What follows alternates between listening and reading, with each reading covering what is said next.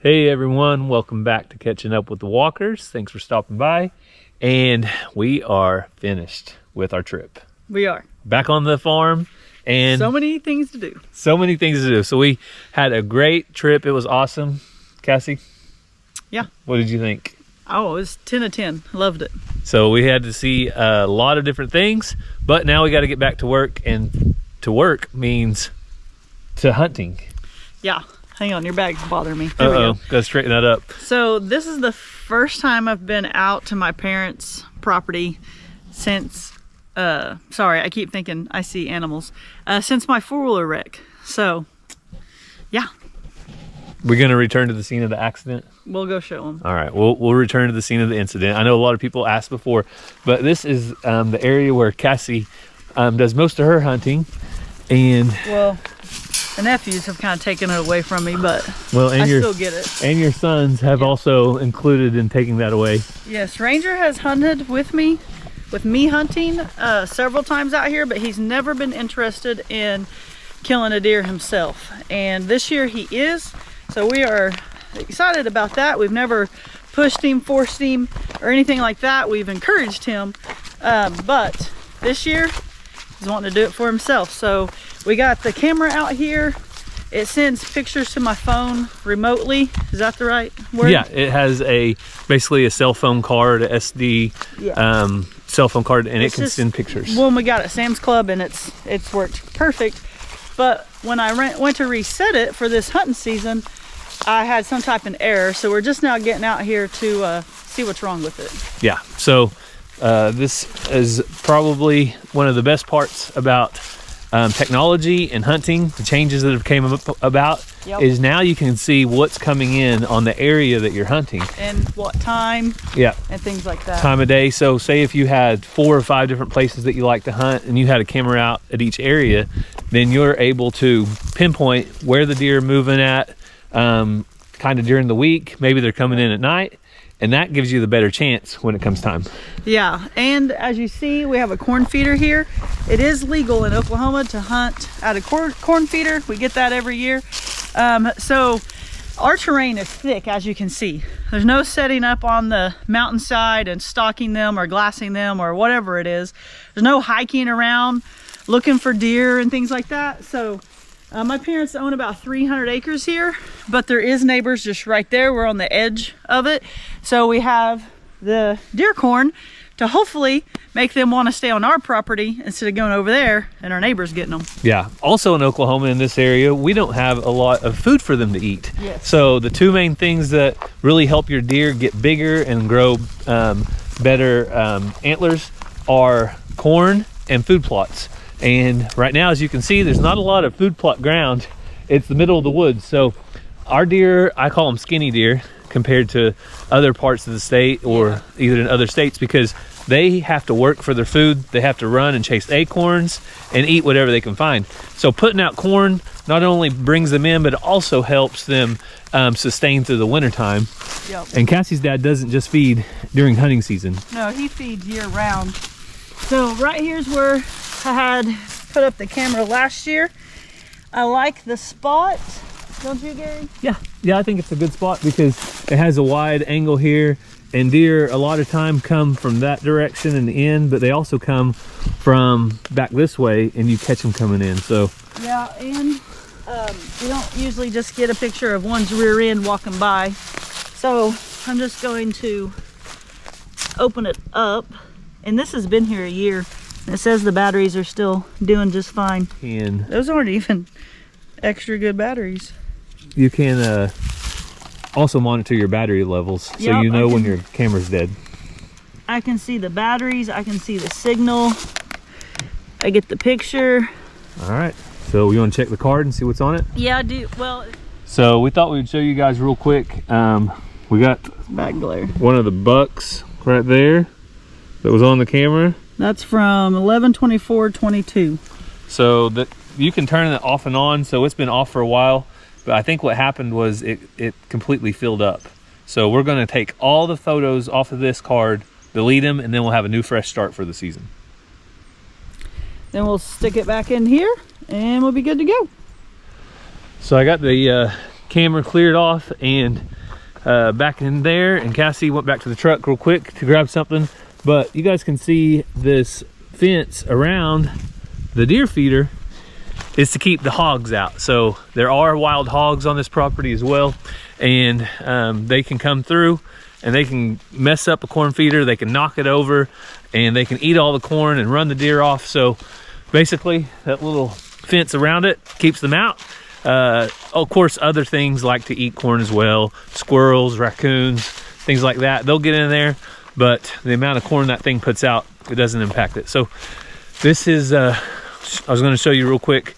You've probably seen it before when I took Ransom or when Cassie came out hunting, but the little hunting blind or shack that they hunt out of is right here, and it's always good to check it and see if there's any wasp nests or anything, which, all right, so there are some wasp nests up here. It's pretty cold today, so I'm not too worried about them flying, but I'm gonna get them knocked down. There's some spider webs, and of course nobody's gonna freeze out here. It looks like Cassie's got her own heater, so she's set up and ready. But the main thing is those wasp nests. You don't want to come in here and find those on your first day back hunting. Spider webs and stuff like that. It's going to be so cold. You don't have to worry too much about those, but we'll go ahead and get them down while we can, and that way it's ready. So everything look good on your phone now? Yep, it's looks good. We're gonna drive around a little bit. Shh, don't tell my dad. He doesn't believe in driving around during hunting season. No, I'm just kidding. It's not his hunting season yet. He doesn't bow hunt. Yeah, so on our farm, you'll see, on my parents' farm, you'll see these rock corner posts everywhere. It's an easy way to make corner posts when you have a bunch of rocks. Well, I wouldn't say easy because you got to carry all those rocks. Okay, it's a cheap way. Yes, it's a way. So I didn't know that there was any other way to do corner post as a kid because this is all we did. So this place is super rocky above ground and below, but these are just rocks that you walk out and fill it up by the buckets, by the back of your truck, put them in here. Around this piece of wire. You gotta be careful though, because snakes do like to get in these. But it was kind of a cheap way to make rock corner posts while cleaning up your property. Yeah, two birds with one stone. So you need to get the rocks out of the field, pick them up, put them in wire, then you have a place for the rocks to go, and you have something to pull off of. So yep. If you have a lot of rocks and you're starting a homestead, you might give that an opportunity to try. Yeah, and a lot of times people ask us why we don't use an auger on the tractor. We have limestone. Once you hit it, you've hit it. So we use like a break-in bar and post hole diggers. But kind of the same thing out here. There's places my dad could use an auger, but it's almost more work using it, trying to smash it down in there than if you just did it. And speaking of using an auger, I do have one, and I do plan on trying it because I'm about to build a fence in an area of our property that's more dirt than it is rock. If you have clay or red soil that doesn't have rocks in it, then yeah, boom, auger's gonna knock it out. But if not, it can be a pain in the rear end. Yeah, all around our house where we live, it's a lot of rock, so I haven't tried it yet, but I want to try it soon. So we'll see how it works.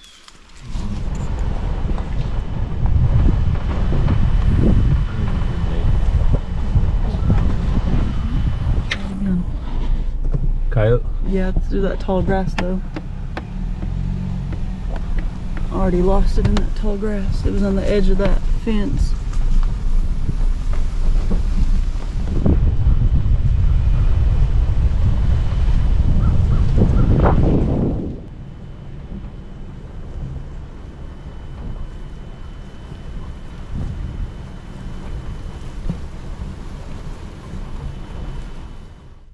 Well, Cassie, does this bring back any memories? Yeah, now I'm going to look like an idiot because you can see it, but it's recently been brush hogged. So the grass is going to grow up periodically throughout the summer, and Cassie was coming down this road on her all-terrain vehicle that's made for all terrains. Yep. And She was coming like it was much bigger than that. straight down here, and But boom. This whole road was grown up, and I hit it only on my right side. So my right wheel went into it, and when I did, it caused the steering wheel to boom. So then it like started doing this, and I rode it for a good ways because I fell off like up here more. And then the thing rolled. There's another set of holes there. The thing rolled up in there. You came and got the foiler. Do you remember where it was? It was sitting like right up here, just on all four tires straight up. But so, I'm super grateful because if you come look, like that's a tree root. But like there's big rocks out here and tree roots. And you guys remember I had a spot here and here. Had it hit my face on something like that, could have been a bad deal. And we've had people ask, why don't you fill those holes in? Well, there are probably about 50 of them.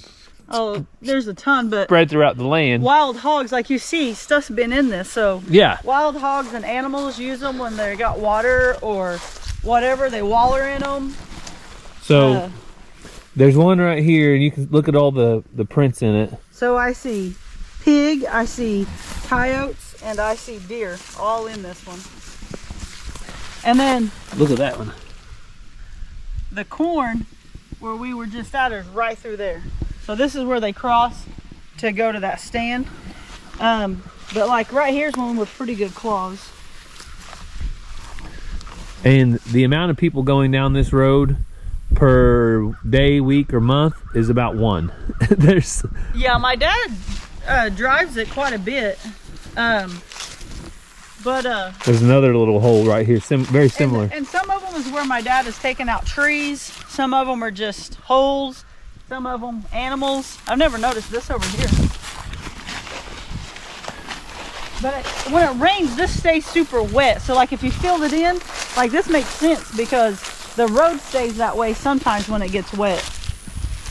But I've never noticed this little makeshift pond.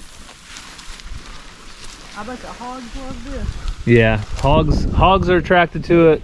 It looks like the deer have been drinking out of it. This is why when y'all say, gross, look what your animals are drinking out of. Well, this is what nature drinks out of. And they make it pretty good. So that's it's just part of it though. It's fun to look at the different tracks though that are in. Yep. That are in There's here. There's a coon, probably. Always looking for a little bigger track because there Coyote. are bear in this area. They're not common, but not far from here, just this year, people have had bear on their cameras. Also, that's another good thing about cameras. You get to see things that otherwise you wouldn't see. But Cassie's dad had a bird nest that got completely smashed up by his house. Splintered. Yeah. Not just a nest, but a bird house. A bird box. Bird. Yeah, a box. It got splintered. Bird nesting box, and it got completely splintered like something big got it. And I think that was probably a bear. As the crow flies, just a few miles when my dad was a young boy, there was a black bear chasing his uncle's cattle, and he killed it with a .22. My dad has the newspaper articles and stuff, but he shot it because it was actively after his cattle. But it was kind of crazy. But that was just, I mean, that was when my dad was a kid, so I'm sure they didn't just become extinct. No, and they hills and hollers. Yeah, they come over from Arkansas, Missouri. You know, there's something lives in there. Other areas. Oh yeah, probably there's a den Probably back there. Either raccoon that coon or fox. Drinking out of here. Something. So. Yep. And anyway. Just right up there, we saw a coyote a second ago. We weren't thinking, we didn't bring anything to take those out with. Yeah, so it's always fun though and interesting to see nature and all the things that are in it, especially the tracks, and having the cameras out helps catch anything else. So did Cassie learn a lesson? Well, I did learn when the grass is tall like that over there that hasn't been, to maybe slow down and don't joyride too much. Maybe. Let's take the maybe out. Also, riding in flip-flops wasn't wise. Had I had on regular shoes, I probably wouldn't have hurt my foot so bad. And yeah, is Cassie gonna wear a helmet on the farm? No. But because this is farm life. But she learned something from it. That's the main thing. I'm just kidding. I did learn to slow down a little when I'm joyriding. Yeah, you can still have fun even if you're not going fast. Yeah. Oh, there it is.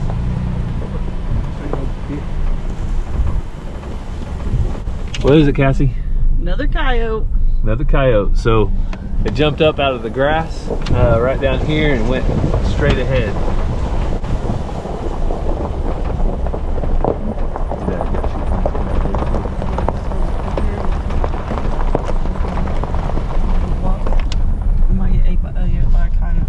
Well, Cassie we're gonna go check out a spot here in the land real quick, but it's right where the coyote went, so we'll turn right.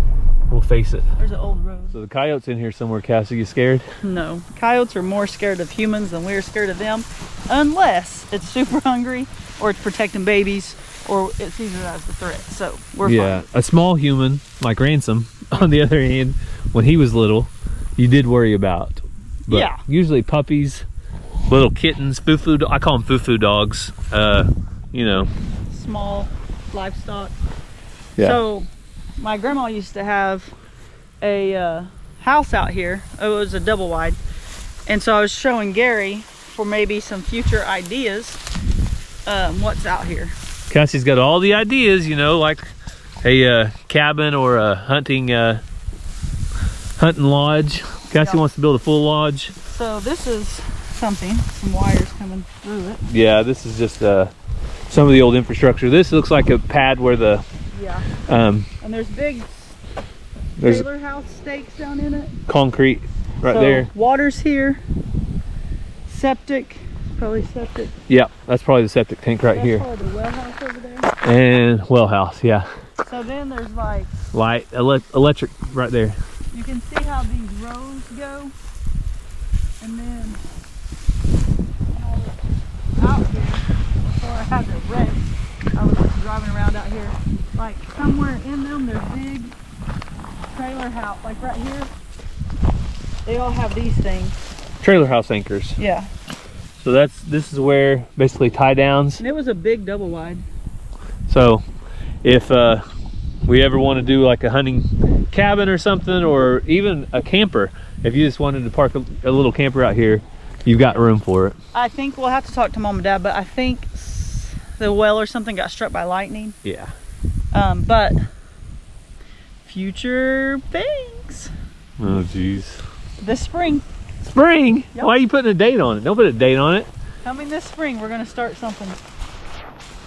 So we made it back home, but not empty-handed. Something flew into my face. Something getting on you? So, got some more of these out at my parents'. Woo!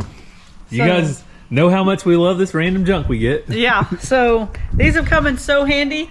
Once the snakes are for sure gone, we'll go out and try to get the rest. But my mom had already brought these up for a project she was going to use it for and then decided not to.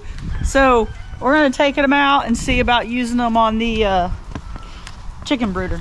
So the mega brooder has been great, but the chicks are starting to get up on top of the 5-gallon water buckets. So big. Which means that they're growing fast, and you guys know that they're going to be trying to fly out of there in no time. So we're going to be using these to keep them inside, and Cassie actually has not seen them since we returned from vacation. I took care of them last night. I changed their water and their feed out, and this morning. I came out here last night. You came out here and seen them? Yeah. Oh, you didn't tell me that. I didn't know if you, I thought you knew. Oh, okay, Yeah, never mind. When you and the boys were on a bike ride, I came out and checked on everything. Okay, so Cassie has seen them then, but you guys haven't, so they haven't seen how big they are. I thought Cassie would get to see all that growth they did in 1 week at once, which is Still just grown from last night. which is a lot. Need to put some more flash strips out. They've caught a bunch. So look how big they're getting. They're in the ugly stage. If there's an ugly stage, they're in it. Who you calling ugly? Why are they ugly? Explain yourself. They're between the fuzz and the feathers. And Let me see. now that one looks quite a bit smaller. So they're still fuzz. That's all fuzz. But then they're getting their feathers too. So all this fuzz will go away and it'll all be feathers. So like this looks super pretty because it's the feathers now instead of just this fuzz. But then their backs look kind of silly because what are you talking about? So there are some really unique ones. yeah, that's why I love barnyard mixes. Look at that one right there. It's like a lavender with the black wings. Anyway. Still love that one over there in the corner with that copper head. Yeah. Here, let me see if I can grab it. Think I can reach it? Got it. All right, I got it caught. And uh-oh, it's kind of got a comb. uh-oh. But it has a copper head and it's got copper on its wings. Yep. So, pretty cool. I've never chicken. had a full black copper Moran chick. I think they're supposed to have feathers on their feet. So I don't know if that's the... But there should be 3 or 4 more. So it could be a cross or something. I don't know. Like I said before, I don't do breeds. Like, I know about chickens. I've hatched a lot of chickens. But I love backyard, barnyard mixes. And that's where you take different ones and put them together. So I like the uniqueness of that. And we have a lot of barnyard mix. So, Shelby, what do you think, girl? Everybody says you're a bird dog, but you haven't jumped in here to try to take any out yet. You're a good girl.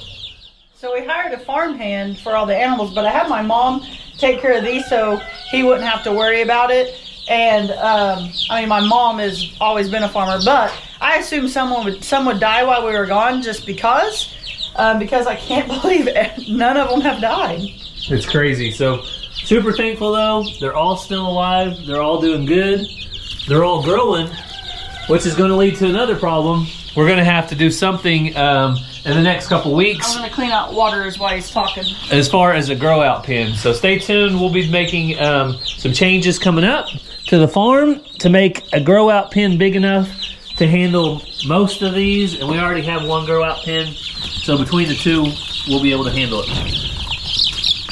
Oh, they're so quick.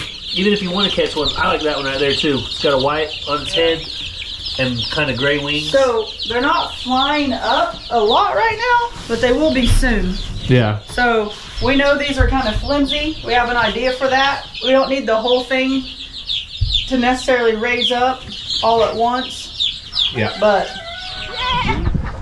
you got your kid? Yeah. He got like a mohawk all the way down. You see that? Yeah. Hi, Zena. Oh. Mama, calm down. Mama, calm down. Mama, help. Calm down. Zena don't care. Calm down, man. You okay? You all right? Speaking of Bama, we're gonna ban Bama. I don't know. I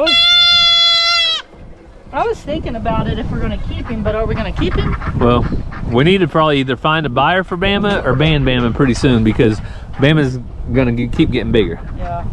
And now it's a good time to do it. The younger the better after a certain point. Here.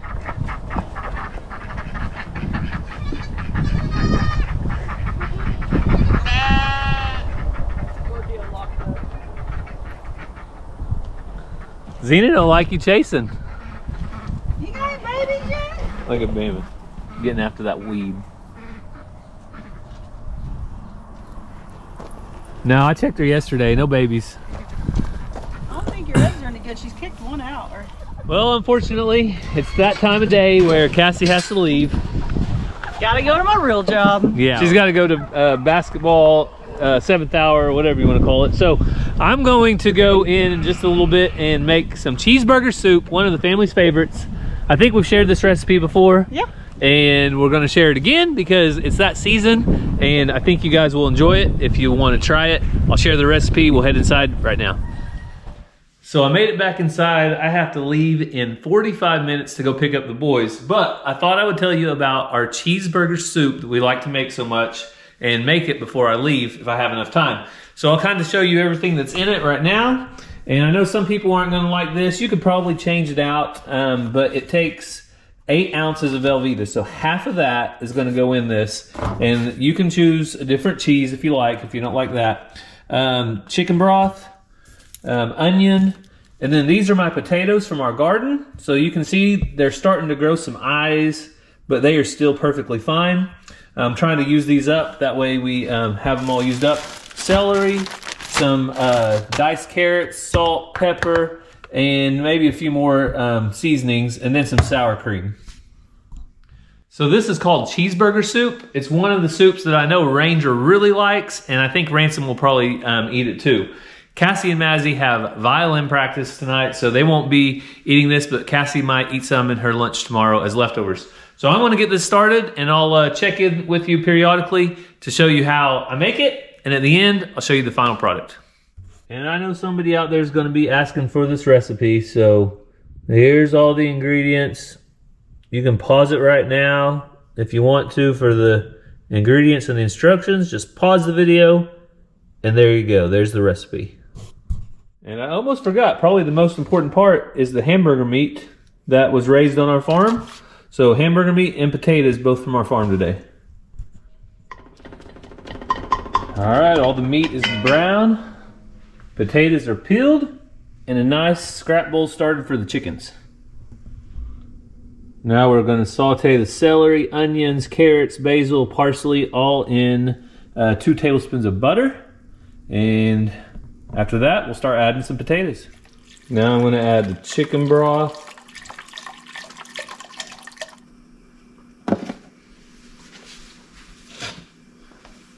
And the meat and the potatoes all in at once.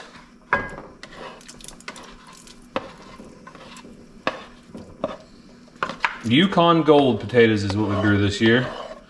They are nice, kind of buttery potato. Lots of flavor.